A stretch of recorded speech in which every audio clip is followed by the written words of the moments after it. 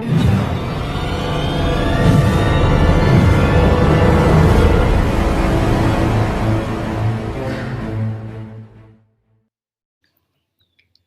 everyone, welcome to my channel Anupma Biology classes. This is the fifth video in the series of evolution.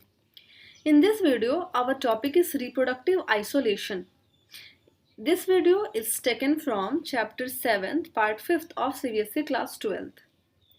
So, the question is, what is reproductive isolation? The term reproductive isolation refers to the mechanism which checks the population of two different species from the interbreeding. So, the reproductive isolation thus preserves the integrity of a species by checking hybridization. It may, however, lead to the origin of new species by accumulation of genetic variations in a population. Reproductive isolation thus lets evolution to occur. Now, you can see here the types of reproductive isolation. Any factors which prevents interbreeding between the species is termed isolating mechanism. Reproductive isolation is of two main types, in which the first one is pre-mating isolation mechanism and the second is post-mating isolation mechanism. In case of pre-mating isolation mechanism, these operate before mating, and pre-mating reproductive isolation is of many types regarding to the isolating mechanism involved, while the post-mating isolation mechanism operate after mating. So in case of pre-mating isolation mechanism, there are many mechanisms in which the first one is geographical isolation. It refers to the separation of groups of related organisms by physical barriers such as sea, mountain, desert, river, etc. Second is genetic isolation, which refers to the interspecific sterility. Third is ecological isolation. It refers to the occupation of different habitats in the same geographical area by the two species, and this disallows interbreeding. Next is temporal isolation. It is the failure of two species to interbreed because they breed at different times of the year. Next is behavioral isolation. It prevents interbreeding of the two groups due to differences in the courtship and mating behavior. Next is physiological isolation. It is the functional incompatibility in mating or in production and survival of gametes. Next is mechanical isolation. It is the differences in size or structure of genitalia. And the last is gametic isolation. Many animals shed their gametes in water for the external fertilization. The gametes of different species have no attraction and fail to fertilize. In case of post-mating isolation mechanism, there are also some types. First one is incompatibility. Interspecific mating may occur but fertilization or development fails to occur. In case of hybrid inviability, interspecific mating and fertilization may occur and produce F1 hybrid, but the latter is not viable and dies at some stage. In case of hybrid sterility, interspecific mating may produce a vigorous, viable F1 hybrid, but the latter is sterile. This puts an end to further reproduction. And the last is hybrid breakdown. Interspecific mating produces a vigorous F1 hybrids, which by backcross give rise to F2 hybrids that have reduced vigor or fertility or both. So, Mueller holds that reproductive isolation results from genetic variations which appear during the evolution of species in a population. And the significance of reproductive isolation is essential for the formation of new species. So, these are all about the types of reproductive isolation. After this, what is Hardy-Weinberg law or equation? So, Hardy-Weinberg law, the Hardy-Weinberg principle, also known as the modern Weinberg equilibrium or model or theorem or law states that allele and genotype frequencies in a population will remain constant from generation to generation in the absence of other evolutionary influences. These influences include mate choice, mutation, selection, genetic drift, and gene flow.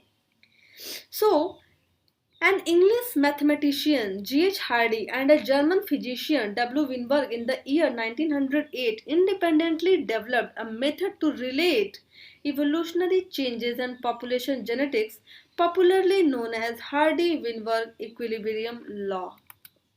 So, according to this law, there are some conditions needed for the genetic equilibrium, and these are population size is large. So, the population size is large enough and changes in allele frequencies due to chance or accident are insignificant. Next is random mating is occurring. Then no mutation. So mutation does not occur, or if it does occur, it must reach a state of equilibrium. And the last is no selection occurs. So all the members of the population survives and have equal reproductive rates. So Hardy-Weinberg principle states that genetic equilibrium will be reached if the frequency of alleles remains stable generation after generation. Genetic equilibrium is no evolution occurring, is equal. So it allows us to predict allele frequencies in living population. The Hardy-Weinberg principle assumes that in a given population, the population is large and is not experiencing mutations, migration, natural selection, or sexual selection.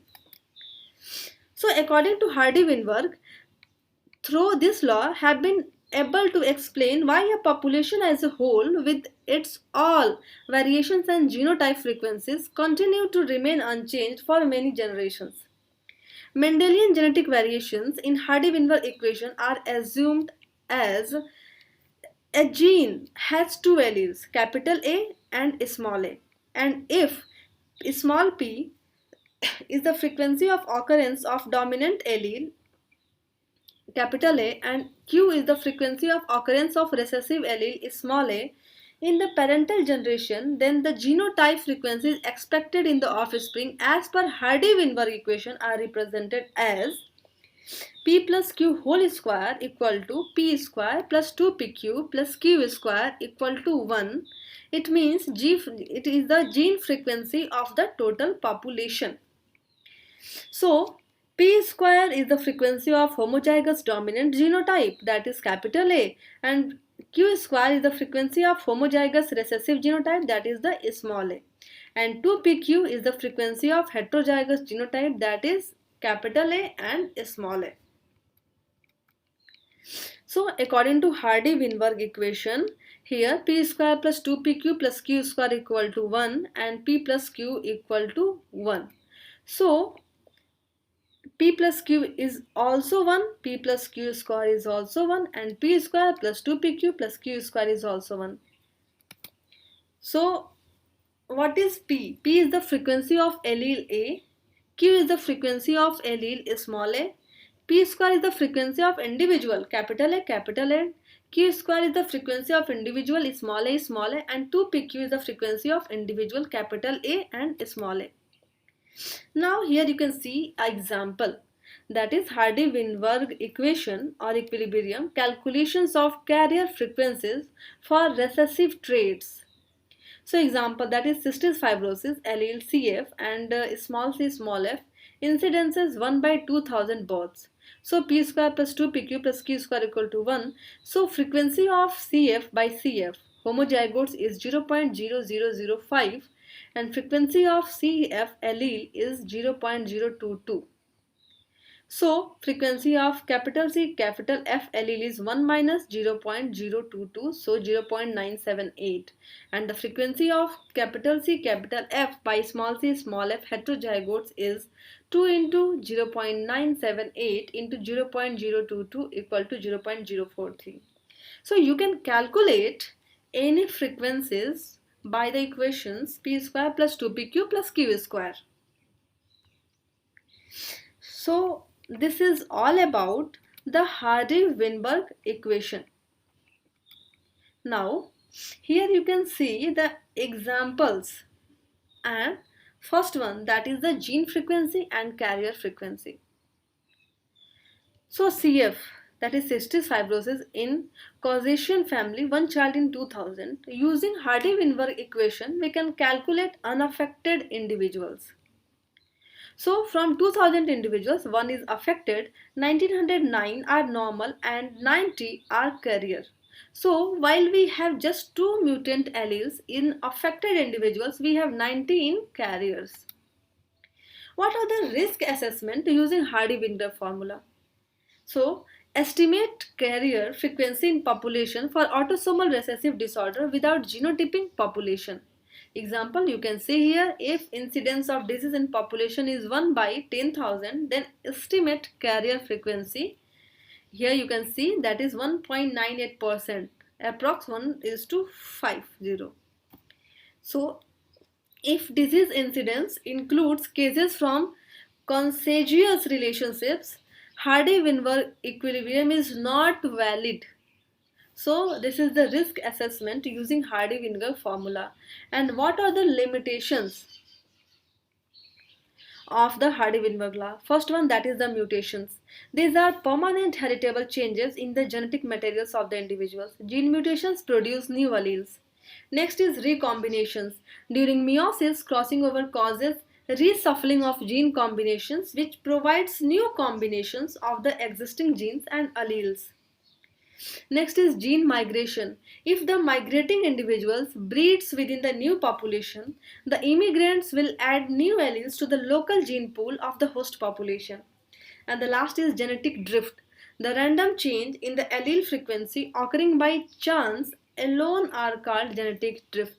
So these four, that is mutations, recombination, gene migration and genetic drift, are the limitations of the Hardy-Weinberg law. Now, some examples of the natural selection. You know very well about the natural selection and we discussed earlier in the previous video. So here are some examples of the natural selection. The first one, that is the peppered moth. Within the last century, in the industrial regions of the England, a light-colored peppered moth, that is Biston betullaria typica, has given rise to a dark melanic species, that is Biston betullaria carbonaria, by change of color through a dominant mutation in a single gene. This light-colored species is well adapted to rest during the day on the lichen-covered trunks of trees. Here it is not seen by the predatory birds. In the industrial area, sulfur dioxide pollution from the burning of coal killed the lichens growing on the trees, exposing the darker bark, which was further darkened by falling smoke particles. Against a dark background, the light-colored moths are conspicuous and are picked up by the predatory birds. For the survival of moths, nature has produced by mutation a dark-colored melanic species from the light-colored species. The former has a much better chance of survival under the new conditions created by the pollution. The strong selected advantage the melanic moth enjoyed in the industrial area was studied and tested by Dr. H.B.D. Kettlewell in 1950s. Within a period of years in industrial or polluted areas, the dark species has almost replaced the light species. This is called industrial melanism because of its association with the sooty atmosphere of industry. In recent years, reduced industrial pollution through the use of oil and electricity and soot filtering devices has allowed the return of lichens, and the population of light-colored moth is again increasing. The light-colored moth has a selective advantage in the non-polluted areas. The moth shows the natural selection at work. Now, the second example is resistance to pesticide and antibiotics. So, the first is antibiotic resistant. The same happens with the antibiotics used to kill the disease-causing bacteria. When a bacterial population encounters a particular antibiotic, those sensitive to it die. Sometimes a bacterial population happens to contain one or a few bacteria having mutations which make them resistant to the antibiotic. Such resistant bacteria survive and multiply quickly as the competing bacteria have died. Soon the resistance providing genes become widespread and the entire bacterial population becomes resistant. Some hospitals harbor antibiotic resistant bacteria due to extensive use of antibiotics. Now, how does antibiotic resistance occur? High number of bacteria, a few of them are resistant to antibiotics. Then, antibiotics kills bacteria causing the illness as well as good bacteria protecting the body from infection. Then, the resistant bacteria now have preferred conditions to grow and take over, and the last step is bacteria can even transfer their drug resistance to other bacteria causing more problems. So this is the antibiotic resistance. Now the pesticide resistance. Mosquitoes spread diseases such as malaria and filaria besides inflicting irritating bites. They were originally sensitive to DDT which killed them. Now they have become resistant to DDT. How has this came out? So some individuals even in the original mosquito populations were resistant to DDT. These DDT resistant mosquitoes were fewer because they had no advantage over the DDT sensitive mosquitoes when DDT was not being used to control them. When the use of DDT started, only the DDT resistant mosquitoes were able to survive and reproduce. Their resistance genotype in due course of time is spread to almost the entire mosquito population. This made DDT ineffective against them. Scale insects that are pests of citrus plants have developed a strain resistance to the insecticide hydrocyanic acid. This insecticide was effective against the pest in the beginning. Later, hydrocyanic acid resistant strains appeared and gradually replaced the insecticide sensitive strains. So, these are all about the resistance to pesticide and antibiotics. The principle of natural selection shows that the chemical insecticides and antibiotics can remain effective only for a limited period. Now, the third example is sickle cell anemia. It is a genetic disorder caused by a single base substitution in a gene. The mutated gene changes the normal hemoglobin to defective hemoglobin and also makes the red corpuscle sickle sept. The defective corpuscles rupture and block the blood flow to the tissue, depriving them of oxygen. The person homozygous for the defective hemoglobin dies by the age of 20 years. In heterozygotes, the affected red corpuscles carry less oxygen. Why has the abnormal allele not been eliminated by the natural selection? The geographical distribution of sickle cell anemia provides answer to the above question. It occurs in the tropical Africa where malaria is also common. The sickle cell red corpuscles of a heterozygous individual kills the malaria parasite. Thus, the individual heterozygous for the defective hemoglobin can fight malaria infection better than the individuals homozygous for the normal hemoglobin. Because of this advantage of the defective hemoglobin, natural selection has preserved it along with the normal hemoglobin in the malaria affected region. The defective allele has a high incidence in human population because of its selection by nature along with HbA allele. HbA means normal hemoglobin.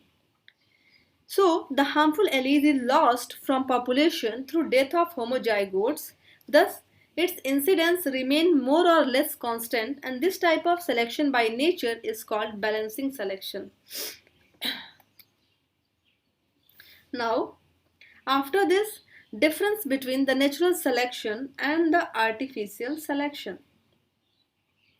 So, what are the main differences? Natural selection driven by nature, while the artificial selection driven by people. Natural selection, variety is centered within the natural boundaries, while in the artificial selection, variety is very different from the nature. In natural selection occurs in natural populations, while in artificial selection occurs only in domesticated populations. In natural selection, slow process natural time, while in the artificial selection, fast process driven by people. So these are the main difference between the natural and artificial selection. After this, what is artificial selection? Some genetic variations always exist in a population may have been for centuries taking the advantage of genetic variations for improving the qualities of domesticated plants and animals. The basis of artificial selection is the isolation of natural populations and the selective breeding of organisms having desired useful characteristics. Man selects the individuals having the desired traits and separated them from those which does not possess such characters. The selected ones are interbreed. The process of inbreeding the desired organism by man is called artificial selection. So, artificial selection is the process of selection conducted under human direction. For example, by allowing only like individuals to breed. Breeders have created the great variety of dog breeds and crop plants. What are the advantages of selective breeding? Selective breeding tries to establish certain traits that animals will pass to the next generation. These are traits that human finds desirable in the domesticated species such as disease resistant, strength, calmness, more lean meat, endurance, etc. Selective breeding results in artificial selection.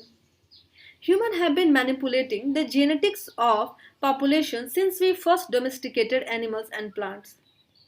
Rather than allowing natural events to determine the combinations of genes, we select for specific traits to combine. Artificial selection results in new varieties of dogs, cats, horse, tomatoes, corns, etc. Now, the example of the artificial selection. A specific case is cited here. If cows, here you can see the breeds of domestic pigeon from the wild rock pigeon, and if cows with high milk yields are desired, the animal's breeders monitor the milk yield of a large number of cows and select those which produce a large quantity of milk. The calves of the high milk yielding cows are interbred to get the next generation of the calves. After repeating this process for a number of generations, a breed of high milk yielding cows is produced. Now here you can see the example of artificial selection, some crop plants produced by selective breeding. So you can see by the wild mustard plant has been selectively bred and formed the kohlrabi, kale, broccoli, Brussels, cabbage and cauliflower. So this shows the example of artificial selection. Now what are the achievements or importance of artificial selection? By artificial selection, animals breeders have been able to produce improved varieties of several domestic animals such as dogs, horse, pigeon, poultry, cows, goats, sheep, pigs from their wild ancestors.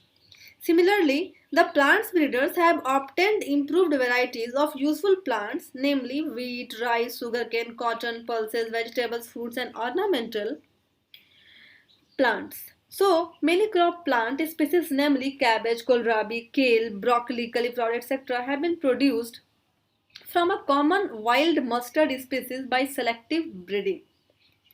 So, what are the disadvantages of the selective breeding?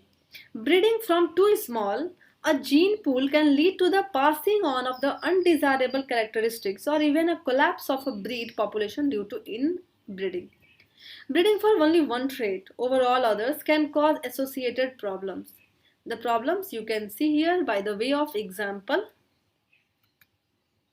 Now, what are the conclusions of the artificial selection?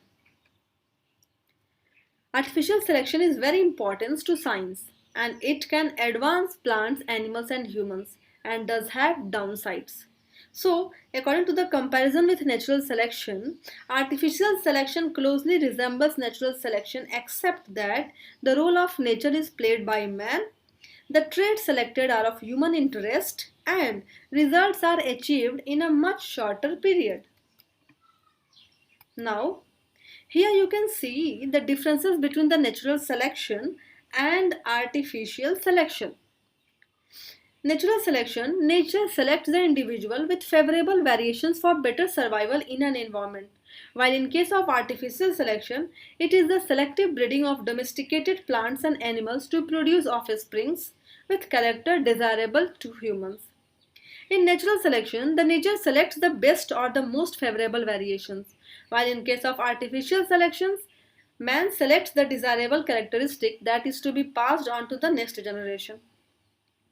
In natural selection, selection pressure is exerted by environmental factors, while in artificial selection, selection pressure is exerted by humans.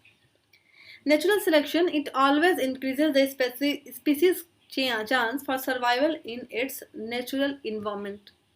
While in case of artificial selection, it may not always increases the species chance for the survival in its natural environment. In natural selection, it takes about hundreds of years for new species to emerge, while in case of artificial selection, it leads to the formation of new species in a much shorter time, maybe in a few years. In natural selection, it operates on a wide scale in nature population, while in case of artificial selection, it involves selective breeding of economically important plants and animals populations only. In natural selection, it leads to great diversity in nature, while in artificial selection, it promotes evolution of a few economically important plants and animals. In natural selection, genetic diversity remains high, while in artificial selection, genetic diversity is lowered. In natural selection, outbreeding is common, leading to hybrid vigor. In artificial selection, inbreeding is common, ensuring preservation of desired traits, leading to loss of vigor in offspring. In natural selection, proportion of heterozygous in the population remains high, while in artificial selection, proportions of the heterozygous in the population is reduced as inbreeding increases homozygosity. So, the examples of the natural selections are insecticide resistance, giraffe long neck, beaks of Darwin's finches. While in case of artificial selection, examples are breeding of cows, sheep, other domesticated animals, high yielding varieties of wheat, rice, etc. So, these are the main differences between the natural and artificial selection. And there are some similarities between the natural and artificial selections, like traits are inherited from parents in both, results in change in genetic traits of a species in both, and change occurs over many generations in case of both. So these are the similarities. After this, now the genetic basis of adaptation. The environment does not produce variations but select them. A particular environment acts as a screen, permitting certain individuals to continue inhabiting it and eliminating others. An organism having a genotype which gives it some advantage in a particular environment is said to be adapted to that environment, and the characteristics which are useful in that environment are called adaptations. So this is the meaning and importance of adaptation. Now, what are adaptations? So, the adaptations are the result of natural selection acting upon a population. Adaptations of an organism enhance its chances of survival and reproduction in a particular environment. Adaptive characters are generally structural but may be physiological or behavioral. Horns, poisonous secretions, and mimicry for protections from enemies are instances of the three types of adaptations here. So, first one, that is the mutation, the causes of adaptation. Here you can see the Lederberg's replica plating experiment. So, Jusha Lederberg and Esther Lederberg demonstrated the genetic basis of adaptations in bacteria with the help of an experiment called Lederberg's replica plating experiment. They inoculated a dilute suspension of bacterial cells on a semi-solid agar plate. Many distinct bacterial colonies developed on the agar plate. Each colony arose from a separate bacterium by separate repeated cell division. The agar plate here bearing colonies was used as a master plate to obtain its replicas. First, a sterile volvet plate mounted on a wooden block was gently pressed on the master plate. Some bacteria from each colony adhered to the valved plate and produced colonies on it. This made the valved plate on a replica of the master plate. Then replicas of the master plate were obtaining on new agar plates by pressing the valved plate on them. Finally, efforts was made to get replicas on agar plate containing the antibiotic penicillia. Most of the colonies failed to grow on the penicillin containing plates. Some colonies, however, succeeded in growing on penicillin containing plates. These colonies were obviously resistant to penicillin. How did bacteria develop the adaptation to grow in a new environment, that is penicillin containing agar medium? In fact, the original suspension of bacteria from which the master plate was prepared contained some bacteria with mutant genes that enabled them to resist the action of penicillin and form colonies. The mutation has appeared by chance and not in response to penicillin. The penicillin resistant bacteria had no advantage of the mutation in the penicillin free environment. With change in the environment, the mutation gave the bacteria a clear advantage of natural selection over the penicillin sensitive bacteria, enabling them to survive and form colonies in the penicillin containing medium. So, the Liederberg experiment clearly showed that the basis of adaptation was the pre-existing gene mutation which brought about the selection of mutant bacteria by nature. The penicillin sensitive colonies were the same in all replica plates, and the penicillin resisting colonies were also the same in all replica plates. This supports the view that the original master plate contained penicillin resistant colonies of mutant bacteria before their exposure to the antibiotic. So this is all about the Liederberg replica plating experiment. Now the question is, what is speciation? The process of formation of one or more new species from the existing one by one evolutionary means is known as speciation. So what are the methods of speciation? Members of a species seldom live together as a single large population. Generally, a species exists as a small interbreeding population termed demes. The demes may occupy adjacent or far off regions. Widely separated demes may face varied experimental conditions.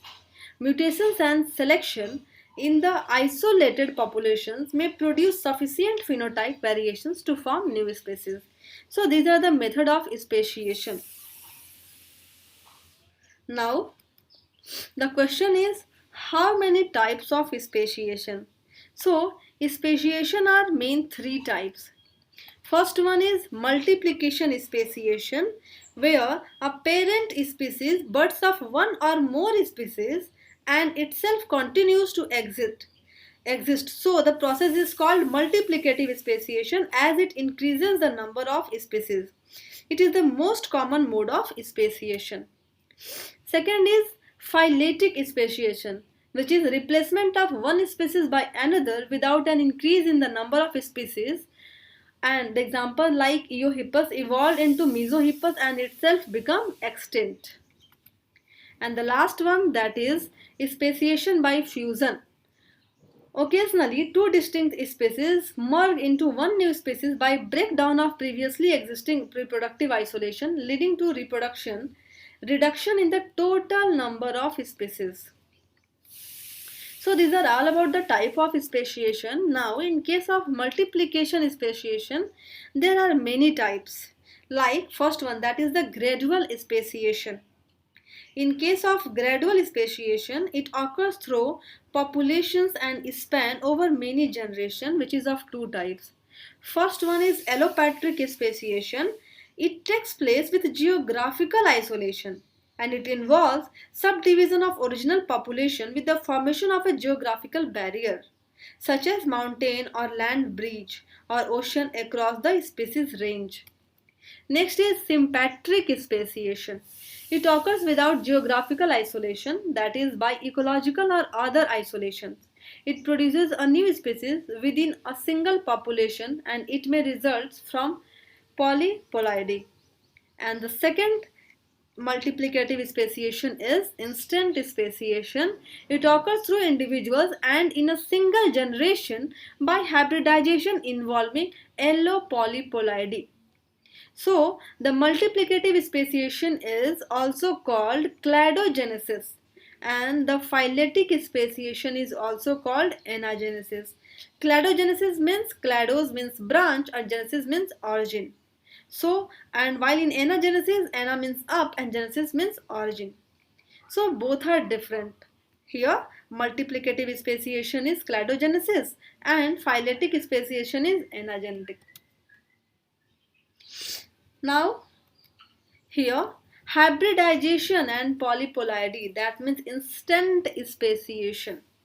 So, here you can see that members of different species usually do not produce fertile offsprings by interbreeding. Occasionally, the individuals of two different but closely related species may interbreed to produce fertile young ones. In such a case, the offspring represent a new species as they are reproductively isolated from their parents, that is, cannot mate with them. Hybridization may combine the better traits of both the parent species into the new species, giving the latter better chances of survival than either of its parent. If the new species combined the worst character of the both parents, it would be a greater disadvantage and would be unlikely to survive. When individuals of different species having different chromosome numbers are mated, the offsprings are usually sterile.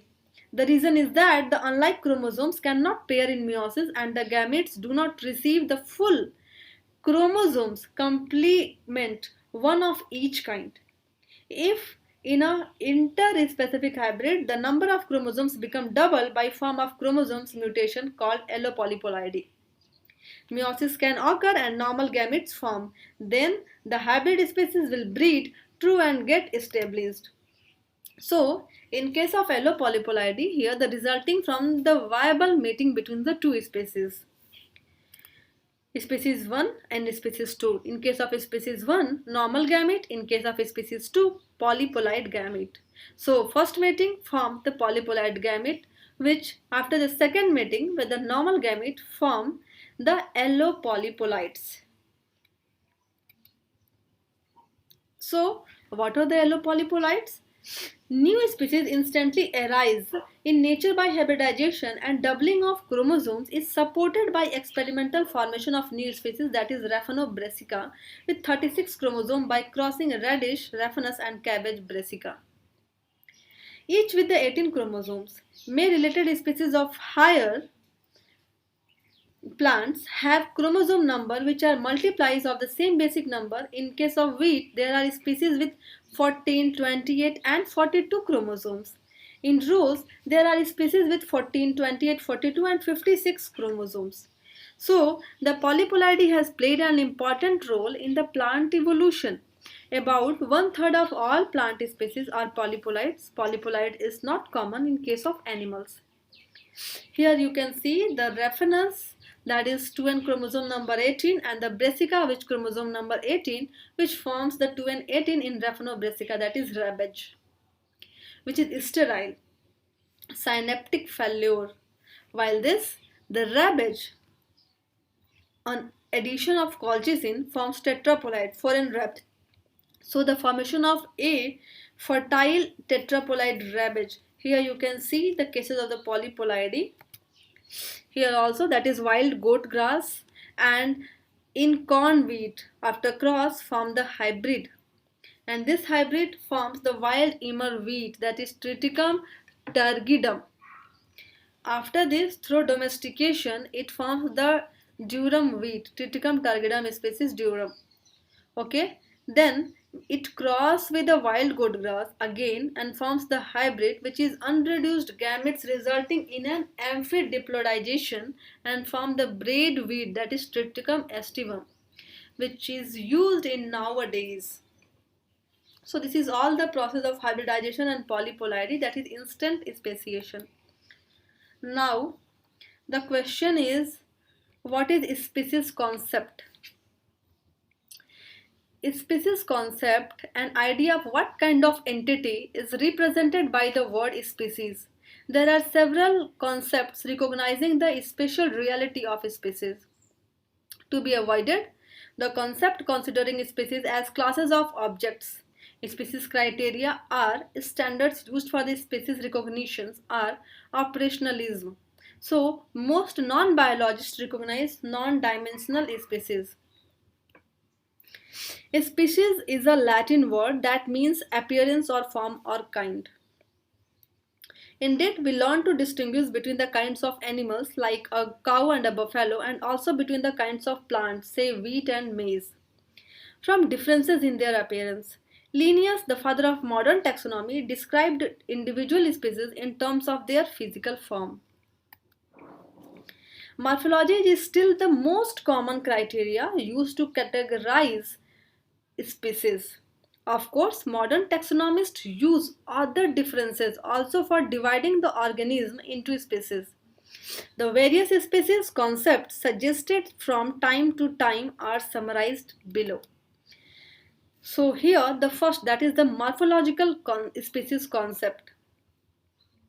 This view defines a species as a group of individuals which resemble among themselves in all essential structures, fewer and visibly different from all other kinds of organisms in many morphological characters. This concept was given by Davis and Haywood. The species formed on the basis of morphology are called morphological species or morphospecies. So, morphological species concept is a species is a set of individuals with morphological features in common.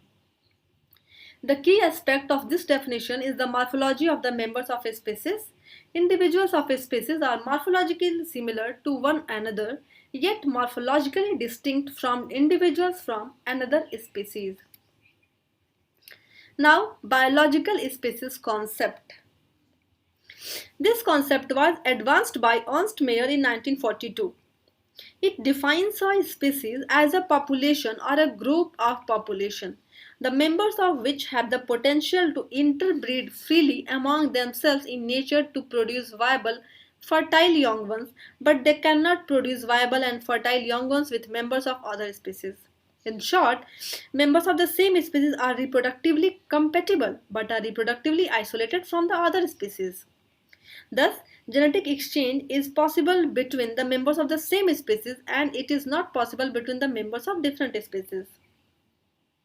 The species recognized on the basis of reproductive potential are known as biological species or simply biospecies. So, the biological species concept, you can see here, the species are the group of interbreeding natural populations that are reproductively isolated from other groups.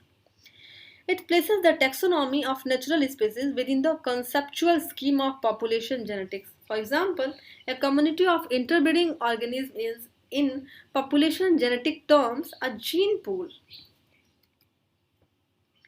So, the biological species concept does not apply to the asexually reproducing organism. All prokaryotes, some protists, certain fungi, and some plants multiply by asexual means only. They must be assigned to species on the basis of morphological and biochemical characters.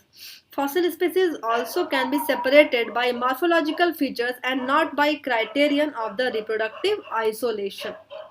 Now, the cohesion concept of species. The meaning of species and speciation. So, the Templeton, 1989. He explicit use of cohesion to define species, fully gene-centered. Species determined by gene flow, process-oriented, but no explicit distinction between the vertical and horizontal cohesion. No theoretical unification, just a collection of the mechanism. And cohesion both separates species and unifies species. Speciation as a disruption of cohesion. So here you can see that the cohesion concept also acknowledges that interbreeding between the two species produce fertile hybrid offspring and that the hybrids sometimes mate successfully with one of their parents species like lion, Panthera leo and tiger, Panthera tigris produce fertile young ones. Here you can see that liger and tigon, a cross between a lion and a tiger. Both are fertile. While in case of here, that is mare, Equus scabulus and the Miles, that is Equus asinus, produces sterile mule. The female mule may, however, produce young ones with male horse or ass. So this is cohesive species concept. Now, the ecological species concept. According to the ecological species concept, the more similar two organisms are that, the more are likely to overlap the need and will compete over resources such as food and shelter. That is, they share the exact same ecological niche. Ecological niche is not followed in case of plants. So, this idea defines the species on the basis of where they live and what unique role they play in the environment instead of what they look like. This concept emphasizes the position and function of a species in its environment. For example, two populations of animals which look identical would qualify to be two ecological species if each inhabits a particular type of environment, such as a freshwater pond having a unique set of chemical, physical, and biological conditions. Now, the evolutionary species concept. Species are populations or groups of population that shares a common evolutionary fate through time. That is, they evolve separately from other lineages through time. That is G.G. Simpson. This view defines a species as a group of organisms that is derived from its ancestor by a process of slow, steady evolutionary change and is not regarded as the mere members of the same species as its ancestors. Here you can see the evolutionary species concept. First is lineage and ancestor descendant series, and the second, that is identity. A biological distinct identity is important for the evolutionary species concept. No single definition of a species is likely to cover all cases. The classical biological species concept implies almost complete isolation of the gene pool, whereas other species concept recognizes some degrees of genetic exchange between species. There is tendency to follow a middle position in defining a species. A generally accepted definition is given here. Species are made up of populations of similar individuals differing from other species which breed mostly among themselves, are reasonably stable and yet are sufficiently flexible and plastic that they tend to change in the course of many generations. This definition refers to phenotypic character, breeding behavior, and status as evolutionary unit of a group of organisms. The vague words are italicized in these definitions here. You know that the change and stable, two words are important in this case. As a regard the recognition of species, there are two groups of evolutionary biologists: lumpers, who tend to group populations or smaller taxa into a single species or a larger taxon, and splitters, who tend to recognize minute differences and on their basis divide the same population or a large taxon into the separate species or a small taxa. So this is the end of video in which we understood about the reproductive isolation, Hardy-Weinberg equilibrium law, examples of natural selection, artificial selection, genetic basis of adaptations, speciation and species concept. I hope you understand it very well. The next video, by here you can see that evolutionary species concept. So according to this, you can see here the advantages and problems. According to advantages, it solves the problems of intermittent hybridization, as one can allow it as long as it does not affect the ultimate evolutionary trajectory, and solves the problem of clonal lineages, as one can assume that they share a common ancestors and so form a species. And the problems is is not testable. No way to know if the species share a common ancestor or if they have a different evolutionary trajectory. So this is all about the reproductive isolation, speciation, and the species concept. So I hope you understand it very well. The next video will be on the human evolution. So if you understand this video, please like and share it and subscribe to my channel Anupma Biology Classes. If you have any question, any queries or any suggestions, you can ask in the comment section below. Thank you for the watching.